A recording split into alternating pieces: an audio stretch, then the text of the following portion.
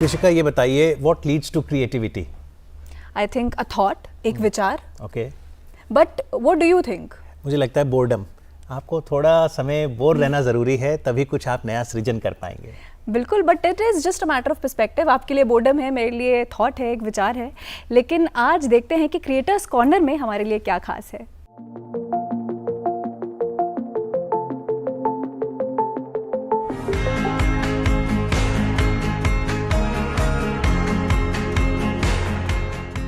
पिछले एपिसोड में हमने आपको अरुणाचल प्रदेश के पक्के केसांग जिले की 3 खूबसूरत वैलीज दिखाई एवं यह सफर उससे आगे ईस्ट कामेंग जिले के सेप्पा से लेकर वेस्ट कामेंग जिले के बोमडिला तक का होगा, और जिस दौरान रास्ते के शानदार नजारे एवं टेंगा का रहस्यमयी नाग मंदिर के भी दर्शन कराएंगे. शुरुआती सफर में रोड सीधी सपाट होती है और पहाड़ों से घिरी हुई होती है, लेकिन आगे चलकर नुकीली चट्टानों के बीच बड़े ही दिलचस्प कर्व्स आते हैं, जिसके एक और खाई होती है और जो थोड़ा डेंजरस फील कराती है. लेकिन जो भी हो, मजा बहुत आता है. सच में बहुत ही मदहोश करने वाले नजारे हैं.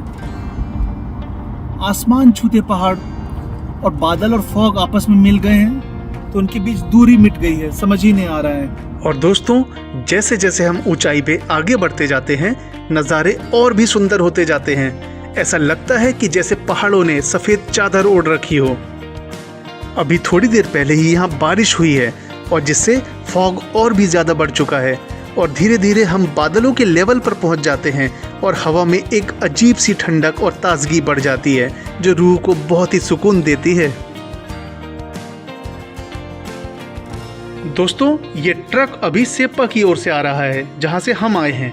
और अगर आप ट्रक के साथ ही साथ चले जाएंगे तो आप तेजपुर भालुकपोंग तरफ चले जाएंगे. तो यहाँ पे लापरवाही बिल्कुल मत दिखाना, क्योंकि हमसे ये गलती हुई है. पर यहाँ से आपको एग्जैक्ट यू टर्न लेना है और टनल के अंदर घुस जाना है, जिसे नेचीपू टनल कहते हैं. और यहीं से होते हुए आप टेंगा होते हुए बोमडिला जाएंगे. तो इस बात को याद रखिएगा. और नेचीपू टनल को पार करने के बाद करीब 10 से 15 मिनट के बाद एक प्यारी सी जगह आती है, और हमारी गाड़ी भी रुकती है अमन होटल में. और जगह का नाम है जामेरी पॉइंट, वेस्ट कामेंग. और जहाँ पे राइस, रोटी, पराठा, पूरी, वेज थाली, चिकन करी, मटन करी, सब कुछ मिलता है. और दोस्तों, यहाँ से न सिर्फ नज़ारे अच्छे हैं, बल्कि आप अगर सामने देख पा रहे हैं तो एक बौद्ध गुम्फा दिखाई दे रहा होगा. थोड़ा जूम करते हैं.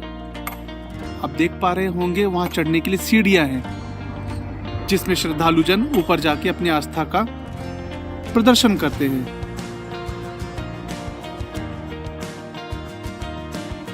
दोस्तों, एक महत्वपूर्ण सूचना आपके लिए. ये जो सामने आप विशाल का चट्टान देख रहे हैं, और उसमें आप देख रहे होंगे कील ठुकी हुई है बहुत बड़ी बड़ी, और साथ में जालियां लगी हुई है, अगर आप देख पा रहे हैं. तो क्योंकि ये लैंडस्लाइड प्रोन एरियाज होते हैं, इसलिए बीआरओ आपकी सुरक्षा के लिए, हम सबकी सुरक्षा के लिए इस पर बड़ी बड़ी कील ठोकता है, उसमें जाली फिट करता है, ताकि पत्थरों के टुकड़े हमारे ऊपर ना गिरे लुढ़क कर. ये देखिए. और हम हमारे चैनल बैकपैक के माध्यम से बीआरओ को सैल्यूट करना चाहते हैं, उनके काम को सैल्यूट करना चाहते हैं. हम जमीरी को पार किए हैं. जमीरी एक बहुत ही अच्छी जगह है, जहाँ रुकने के ढेरों ऑप्शंस हैं. और ये देखिए, टूरिस्ट आ रखे हैं, क्योंकि यह है नाग मंदिर. और दोस्तों, हम नाग मंदिर आ चुके हैं. जैसा कि यहाँ लिखा हुआ है, 5560 फीट की समुद्र तल से ऊंचाई पर हम इस समय हैं.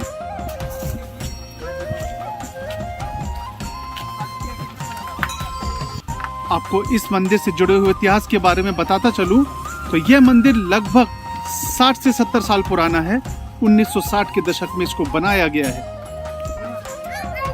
इससे जुड़ी हुई कहानी की बात करें तो 1960 के दशक में जब भालुकपोंग से तवांग के लिए बीआरओ के द्वारा जब सड़क बनाई जा रही थी, तो बताया जाता है कि इस पहाड़ में पर्वत में नाग नागिन का एक जोड़ा रहा करता था. और सड़क निर्माण के दौरान मजदूरों के हाथों उस नर नाग की मृत्यु हो गई. और जिसके बाद बताया जाता है कि इस पूरी जगह पे भूस्खलन के, लैंडस्लाइड की घटनाएं अचानक से बढ़ गई. और जिसके बाद में ऐसी मान्यता आई कि यहाँ पे एक मंदिर बनवाना होगा. और मंदिर निर्माण करने के बाद इस जगह को शांति मिली और दुर्घटनाओं में कमी आई.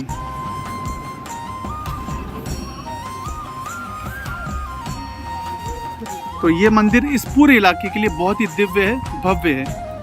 और यहाँ पे महाशिवरात्रि में और नागपंचमी में विशेष तरह की पूजा होती है। लोग दूर दूर से आते हैं और भंडारे प्रसाद का भी आयोजन होता है। और ये देखिए दोस्तों, गुजरते हुए हमें एक नई बात पता चली। अरुणाचल प्रदेश की सबसे ऊंची शिव भगवान की प्रतिमा का अनावरण किया जाना है। अभी मुख दर्शन नहीं हो पाएंगे क्योंकि शायद अभी अनावरण नहीं हुआ है, लेकिन एक गौरव का क्षण है हमारे लिए, हम सब के लिए, कि अरुणाचल प्रदेश की सबसे ऊंची शिव भगवान की मूर्ति स्थापित हो गई है, जिसका निर्माण BRO सीमा सड़क संगठन के द्वारा किया गया है।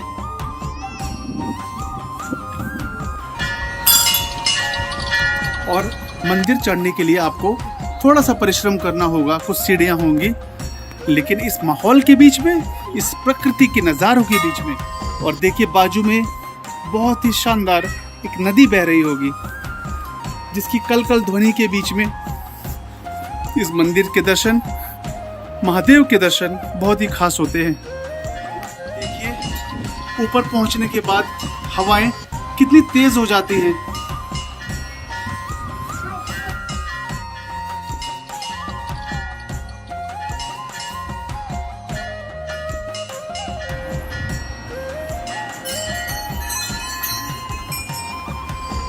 बहुत ही अद्भुत और दिव्य वातावरण है इस मंदिर का।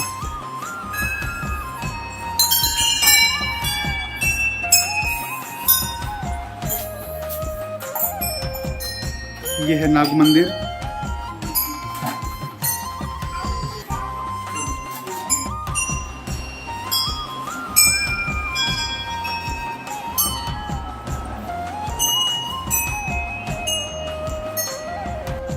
और नाग देवता के, शंकर देवता के मंदिर के नीचे आने पे आपको शनि देव का मंदिर भी मिलेगा, जिसकी स्थापना अभी लगभग 9 साल पहले हुई है। तो दोस्तों अभी यहाँ से हम चलते हैं, लेकिन मैं कह सकता हूँ कि ये सेप्पा से बोमडिला तरफ जाने की रास्ता में एक अवश्य ही आने वाला एक स्थल है। तो ठीक है, अभी हम चलते हैं आगे की ओर। ये हम टेंगा विलेज में आ चुके हैं। टेंगा विलेज बोमडिला से पहले पड़ता है। यहाँ से बोमडिला की दूरी लगभग 20-22 किलोमीटर होती है। यहाँ पे आपको पेट्रोल पंप भी मिलेगा, आपको रुकने के साधन भी मिलेंगे, खाने पीने के, सब्जी भाजी सभी दुकानें मिलेंगी। तो ये काफी अच्छी जगह है, इसको बोला जाएगा। और दोस्तों आगे आने के बाद आपको ऐसा कुछ डायरेक्शन बोर्ड दिखेगा। सीधे जाने से बोमडिला आएगा जो 15 किलोमीटर दूर है, दिरांग 55 किलोमीटर, तवांग 192 किलोमीटर, और वही अगर आप लेफ्ट मुड़ जाते हैं तो रूपा आता है। तो आपको जाना है अभी सीधे, अगर जाना है बोमडिला।